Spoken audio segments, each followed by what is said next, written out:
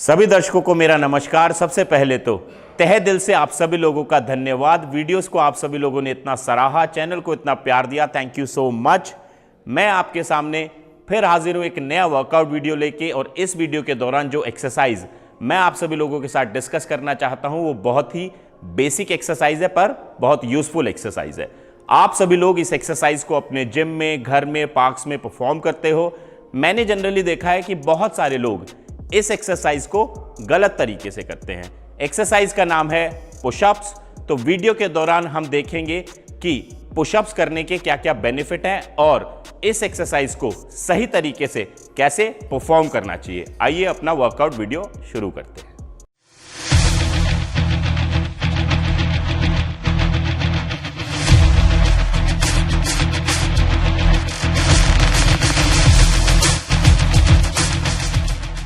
Pushups exercise के बारे में यहां पे बात कर रहे हैं। पुशअप्स एक कंपाउंड मूवमेंट है। यहां पर इस एक्सरसाइज को परफॉर्म करते हुए आपके मल्टीपल जॉइंट काम करते हैं और मल्टीपल मसल काम करते हैं। मल्टीपल मसल जैसे सभी को पता है, पुशअप्स हम करते हैं चेस्ट डेवलपमेंट के लिए, पर यहां पे चेस्ट के साथ साथ आपका शोल्डर मसल, ट्राइसेप मसल और आपका कोर मसल इन्वॉल्व होता है इस एक्सरसाइज को परफॉर्म करते हुए। अब इसके क्योंकि मल्टीपल मसल काम करते हैं तो बहुत सारे बेनिफिट्स आपको पुशअप्स करने से मिलेंगे। सबसे पहला बेनिफिट यहां पे है कि ये एक्सरसाइज आपकी स्ट्रेंथ बिल्डिंग में बहुत यूजफुल रहेगी। सो कहीं ना कहीं आपकी एक्सरसाइज की बुनियाद स्ट्रांग हो जाती है अगर इस एक्सरसाइज को आप सही तरीके से करना सीख लेते हैं। और जब भी आप जिम में जाओगे, बाकी एक्सरसाइज करना आपके लिए बहुत ईजी हो जाएगा। बस आपको ध्यान रखना है कि आपका पोस्चर सही होना चाहिए, ब्रीदिंग पैटर्न सही होना चाहिए, और जिस वर्किंग मसल पे आप काम करना चाहते हो यानी पेक्टोरल जिसको आप चेस्ट बोलते हो, उसको सही तरीके से आपको एंगेज करना है। पुशअप्स करने के और भी बेनिफिट यहां पे हैं, जैसे कि अगर आप इस एक्सरसाइज को सही तरीके से करना सीख लेते हो तो आपका ओवरऑल बॉडी का पोस्चर बहुत अच्छा हो जाता है। और यहां पे मल्टीपल मसल काम करते हैं, जैसे कि मैंने आपको बताया था। तो आपके हार्ट को ज्यादा ऑक्सीजन सप्लाई करना पड़ता है सभी वर्किंग मसल्स में। सो कहीं ना कहीं ये आपकी कार्डियोवास्कुलर हेल्थ के लिए काफी बेनिफिशियल रहेगा। अब मैं आपसे डिस्कस करूंगा कि सही तरीके से पुशअप्स को कैसे परफॉर्म करना चाहिए। पुशअप्स करते हुए सबसे पहली चीज जो आपको ध्यान रखनी है कि आपके दोनों हाथों का डिस्टेंस कितना होना चाहिए जब आप इस एक्सरसाइज को परफॉर्म कर रहे हो। हमेशा ध्यान रखना कि आपके दोनों हाथ जहां पे आप प्लेस करोगे वो बीच का जो डिस्टेंस है वो आपके शोल्डर से थोड़ा सा बाहर होना चाहिए। थोड़ा कितना, मैं आपको दिखाना चाहता हूं यहां पे। तो पुशअप्स करते हुए आपको हाथों को ना तो बहुत ज्यादा क्लोज रखना है और ना ही बहुत ज्यादा वाइड। तो आप अपना देखें कि शोल्डर कितने विड्थ है आपकी, दोनों पाम को उससे थोड़ा सा बाहर रखें जैसे मैंने रखा है। उसके बाद जब भी आप पुशअप्स करोगे तो आपको बेसिकली धक्का मारना पड़ेगा फ्लोर को। अब धक्का मारने के भी यहां पे तरीके हैं कि बहुत सारे लोगों को मैंने देखा है कि जब भी वो पुशअप्स करते हैं और फ्लोर को धक्का मारते हैं तो वो फिंगर से ज़्यादा सपोर्ट लेते हैं, उससे उनका वर्किंग मसल एक्चुअली में वर्क नहीं करता और उनके फिंगर्स पेन होने लगते हैं। तो जब भी आप पुशअप्स करोगे आपको दोनों हथेलियों से फ्लोर को धक्का मारना है। जैसे ही आप दोनों हथेलियों से फ्लोर को धक्का मारोगे आप देखोगे कि आपका चेस्ट मसल इन्वॉल्व होने लग जाएगा। मैं आपको दिखाना चाहता हूं यहां पे।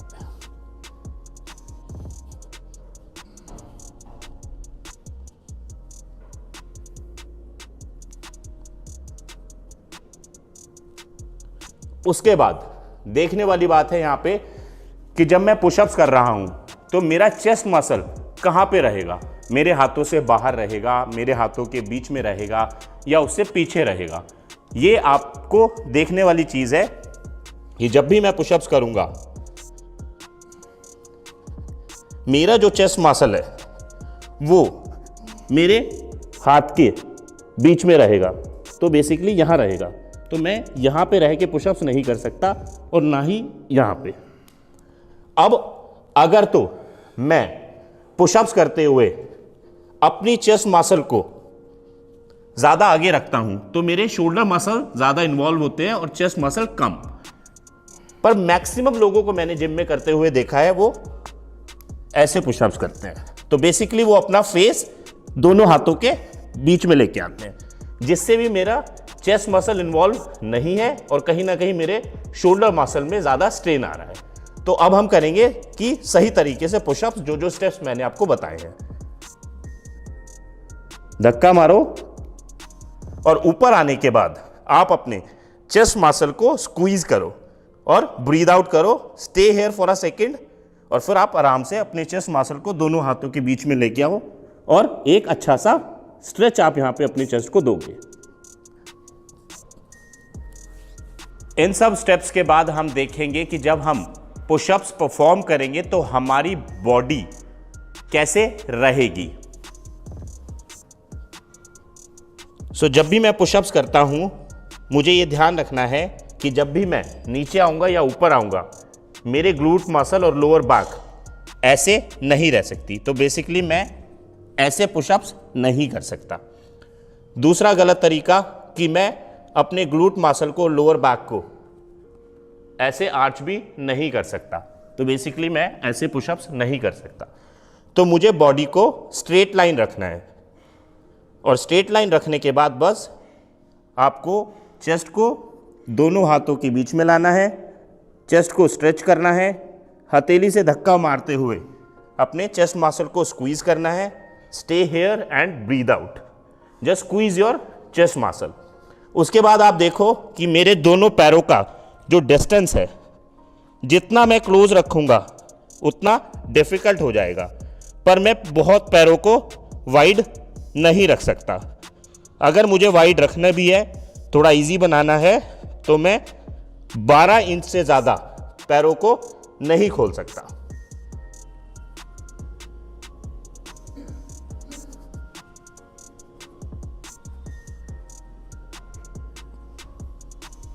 ये थी कुछ अहम बातें जो आपको पुशअप्स करते हुए ध्यान रखनी चाहिए।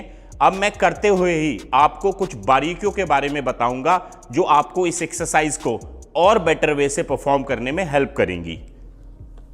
जब भी आप पुशअप्स करते हुए आपको ध्यान रखना है कि आपकी एल्बोज जो हैं वो बाहर की तरफ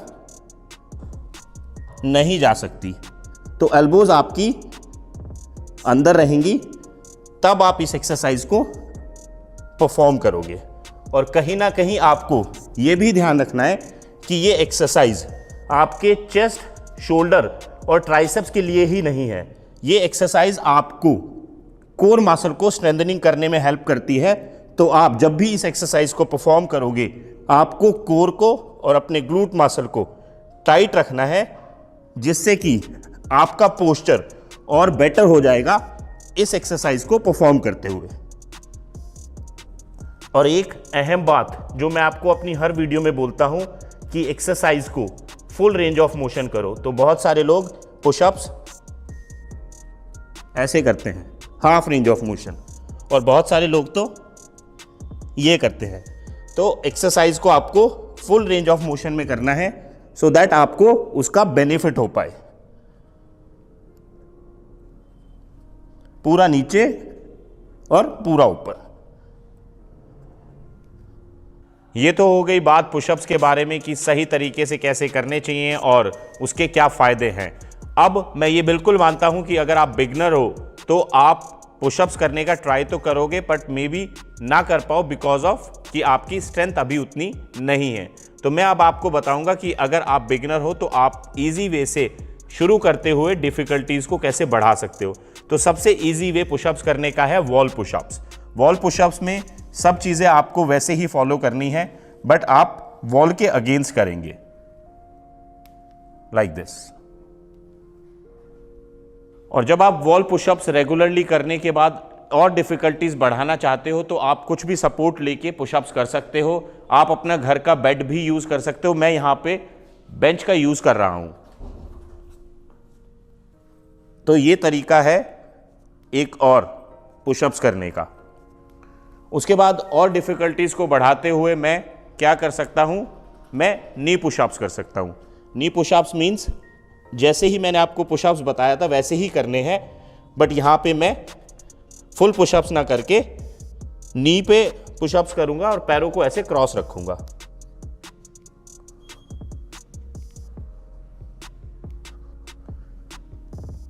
और अगर आपके लिए नी पुशअप्स करना भी थोड़ा इजी हो गया है, फिर आप नॉर्मल पुशअप्स पे जा सकते हैं।